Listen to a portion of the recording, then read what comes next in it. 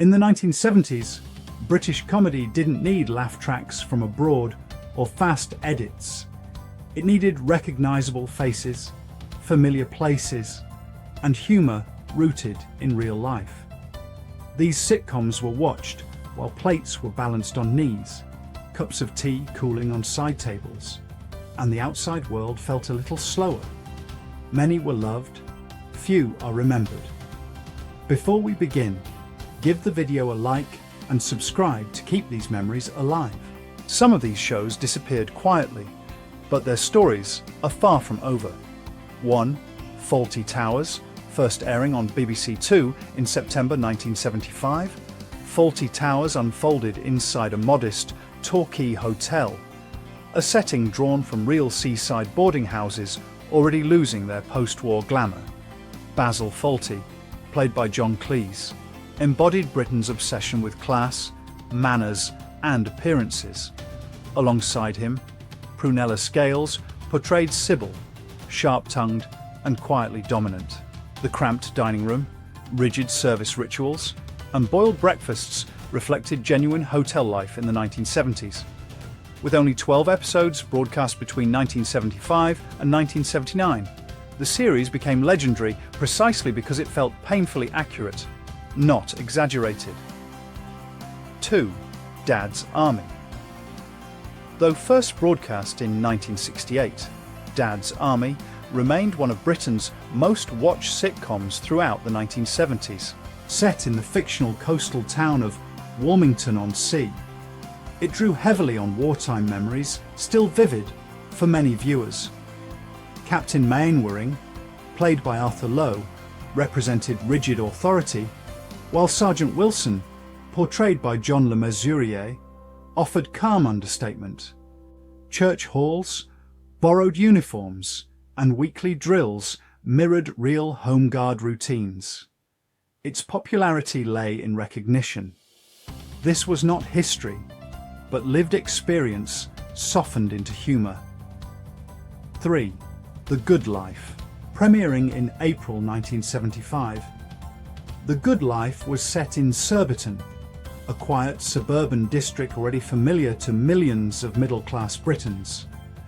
Tom Good, played by Richard Briers, abandoned corporate life in favour of self-sufficiency, while Felicity Kendall portrayed Barbara with warmth and quiet resolve.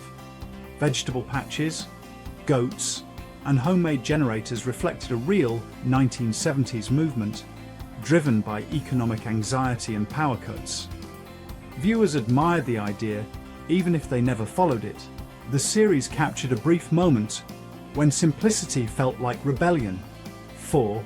Porridge, first broadcast in 1974, Porridge was set inside the fictional HM Prison Slade, inspired by real Victorian prisons still operating across Britain. Norman Stanley Fletcher, played by Ronnie Barker, brought warmth and intelligence to a harsh environment. Metal beds, thin blankets, enamel mugs, and weak tea were all instantly recognisable. The show reflected a justice system under strain during the 1970s economic downturn. Its humour never denied reality. Instead, it revealed dignity, resilience, and quiet resistance within confinement. As prison culture changed, Porridge became a powerful time capsule. 5. Some Mothers Do Avum. Debuting in 1973, Some Mothers Do Avum followed the everyday misfortunes of Frank Spencer, played by Michael Crawford. Set among post-war housing estates, job centres, and factory floors, the show reflected real working life uncertainty. Frank's ill-fitting suits, nervous mannerisms, and constant job changes mirrored anxieties many men felt in 1970s Britain. The humour came from embarrassment rather than cruelty. Viewers recognised neighbours, relatives, and even themselves. As Britain moved into the 1980s, this gentle awkwardness faded, leaving behind a distinctly tender portrait of its time. 6. Are You Being Served? First broadcast in 1972, Are You Being Served, was set inside the fictional Grace Brothers department store, inspired by real British retail institutions such as Harrods and Selfridges. The show's popularity came from its instantly recognisable characters, particularly the sharply spoken salesman played by John Inman and Molly Sugden. Department stores in the 1970s were social spaces as much as retail ones, places of rigid hierarchy and coded language. The staff canteen, the pneumatic tubes, and the daily announcements reflected a working culture already disappearing. By the late 1980s, British high streets had changed, and so had the world this sitcom captured so precisely. 7. Rising Damp. Rising Damp began in 1974 and was set in a decaying Victorian townhouse converted into bedsits.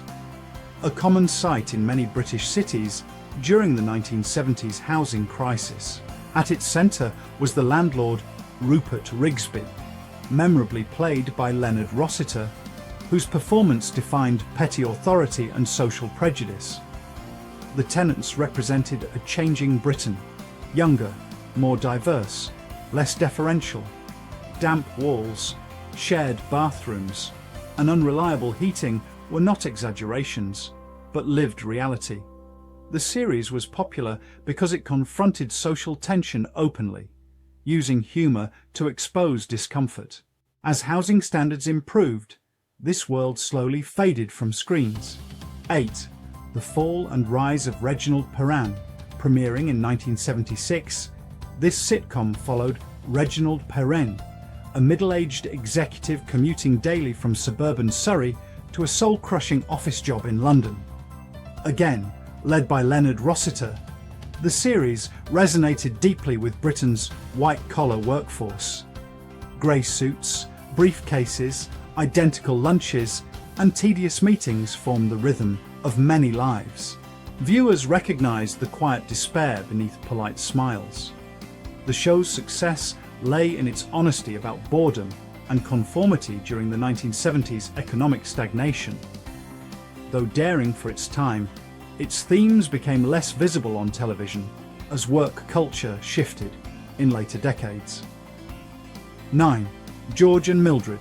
First airing in 1976, George and Mildred was set on a modest suburban estate, a symbol of aspiration for many British couples. The show starred Eutha Joyce and Brian Murphy, whose chemistry reflected everyday marital tension. The neat living room, matching furniture, and obsession with appearances mirrored real suburban life. Mildred's desire to climb socially clashed with George's stubborn contentment.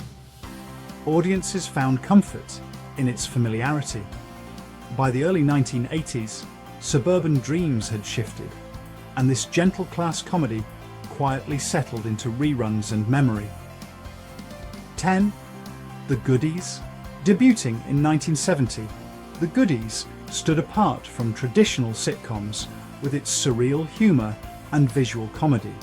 Starring Tim Brooke Taylor, Graham Garden, and Bill Oddie, the show blended slapstick with satire. It reflected a Britain experimenting creatively after the cultural shifts of the 1960s. Shot largely on film rather than studio sets, it felt freer and more adventurous. While its style later felt dated, its influence remained. It represented a moment when British comedy dared to be strange, playful, and proudly different.